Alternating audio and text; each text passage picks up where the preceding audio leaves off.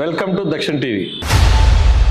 ఈరోజు మన special guest Pothugunta Ramesh Naidu, రాష్ట్ర బీజేపీ ఎగ్జిక్యూటివ్ కార్యదర్శి, ప్రస్తుతం నంద్యాల ప్రాంత ఇన్ఛార్జ్ కూడా బీజేపీకి. రాజంపేటలో రైళ్లు ఆగడం తగ్గిపోయింది.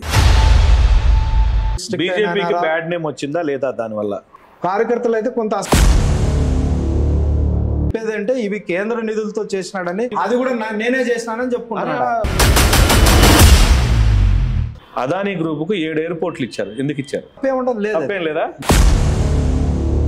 మోడీని చంద్రబాబు నాయుడు ఏ స్థాయిలో విమర్శించాడో గుర్తున్నా? ఆ రోజు మేము అదే స్థాయిలో చంద్రబాబు నాయుడు గారు కూడా మేము విమర్శించడం జరిగింది. వారి దిష్టి బొమ్మలు కాల్చాం. ఎందుకు బీజేపీ పార్టీకి అంటే ఓవరాల్ గా 10,000 కోట్ల రూపాయల ఎలక్ట్రల్ బాండ్స్ కొంటే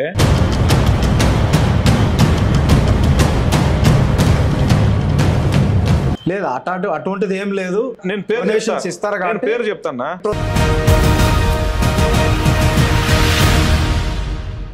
10 సంవత్సరాలుగా బీజేపీ దేశానికి ఏం చేసింది? 105 లక్షల కోట్ల అప్పు చేశాం.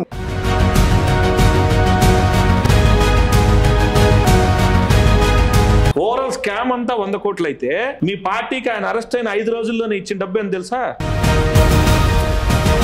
ఓన్లీ కవిత అరెస్ట్. అంటే ఇప్పుడు ఎలక్షన్ సమయం కాబట్టి నువ్వు కూడా సాధారణ నాయకుడు లాగానే చెప్తున్నావు.